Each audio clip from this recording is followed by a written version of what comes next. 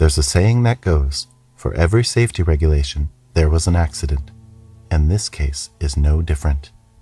The tragedy made national news and left many speculating the same questions. How did this happen? Could it have been prevented? Who is responsible? And what happens next? Despite not having any answers to these questions at the time, one thing was for certain. 18-year-old Tyler Jarrell was lost to the world, and nothing would bring him back. It was a harrowing incident that resulted in the loss of one innocent life, the injury of 7 other people, and a good hard look at the laws in place for the regulation of amusement park rides. But what exactly took place on the 26th of July 2017 that changed so many lives forever? What occurred on what was supposed to be just another thrill ride that resulted in the death of a young man? And are there finally answers to the same questions that were raised years ago? Today, we tell the story of Tyler Jarrell and the Ohio State Fair fireball accident. It was late July in 2017 Ohio, and like every other year, the Ohio State Fair was gearing up into full swing. From the first 3-day expo in 1850 to the current 12-day event that marks the fair, the Ohio State Fair is one of the largest state fairs in the United States, held annually in Columbus, Ohio, from late July through early August.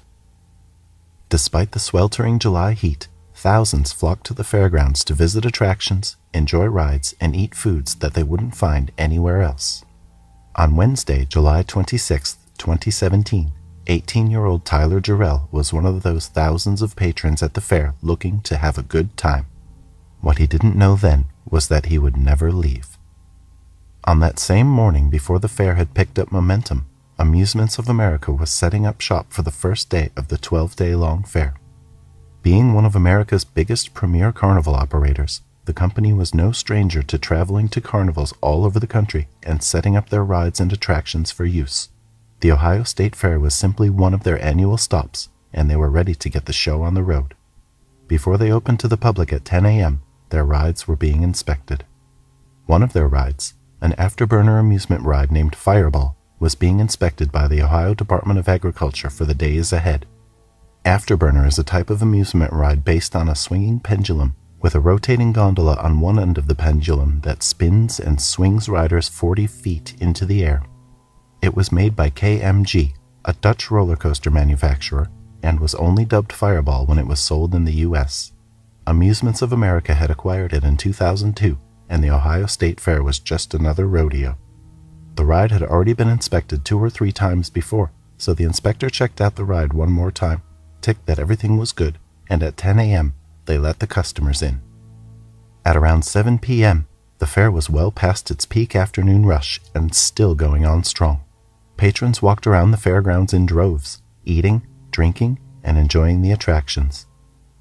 18-year-old Tyler Jarrell had come to the fair with his girlfriend, 19-year-old Keziah Lewis, for a day off at the fair. Tyler had just enlisted to join the Marine Corps 5 days earlier on Friday.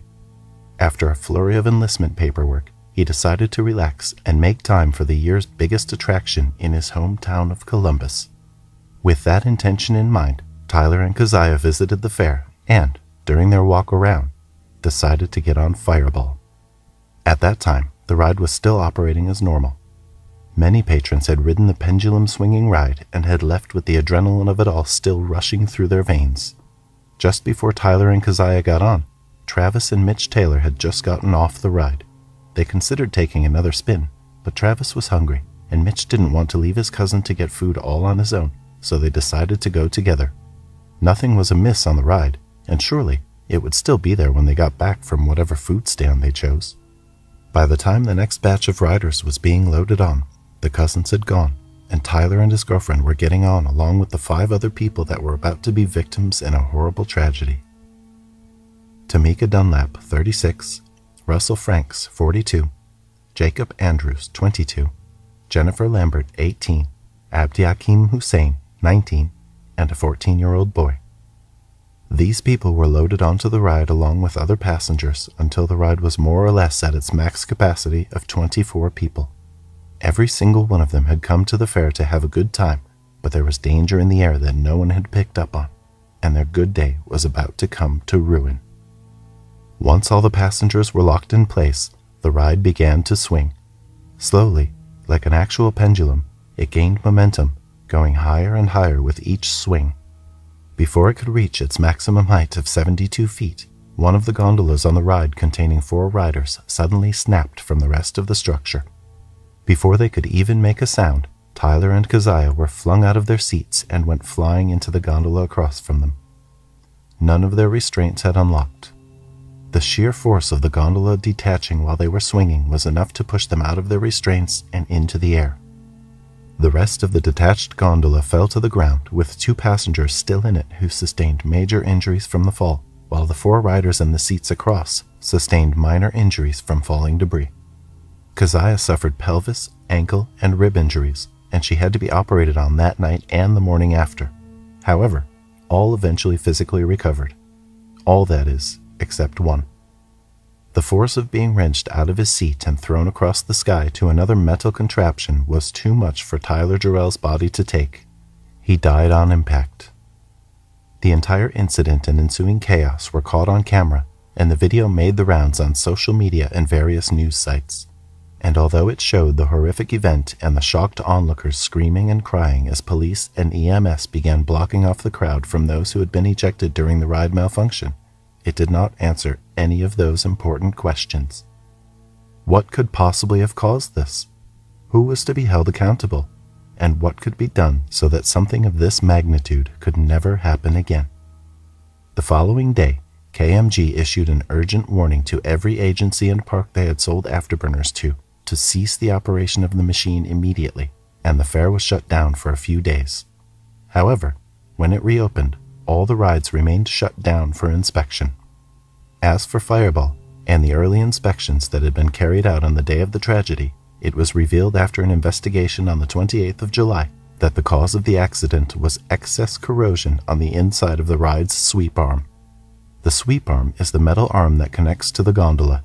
Excess rust had caused the interior walls of the sweep arm to be less than 3 millimeters thick in some areas, causing the sweep arm to be unusually weak. Rainwater pooling in the sweep arms due to outside storage of the machine caused corrosion, and similar amounts of rust were found in all of the sweep arms. Any one of them could have snapped. The earlier Ohio Department of Agriculture inspectors hadn't caught this grave damage because this area of the ride was hard to get to, and the inspection carried out that day was mostly visual. The inspectors only had to look at the ride before deeming it okay. They did not check the interior, and there was no protocol for state or private inspectors to follow for them to look at the inside of the machine. In June 2019, Tyler Jarrell's family and 3 others who were seriously injured during the incident sued KMG, claiming that the company knew about the defect that led to the incident in 2012. Before then, they had already settled lawsuits with Amusements of America.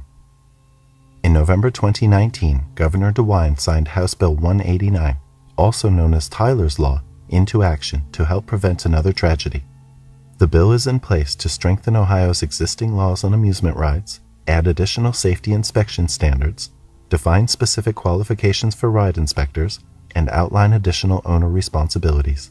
However, these are steps to prevent future tragedies, and a promising young man who had his entire life ahead of him was lost to the world on that day in 2017. Keziah has to carry the guilt of knowing her boyfriend died while she survived, and the other victims have been permanently scarred by the events which occurred that day. But what do you think about ride inspections and standards? And check out our other videos for more infamous accidents.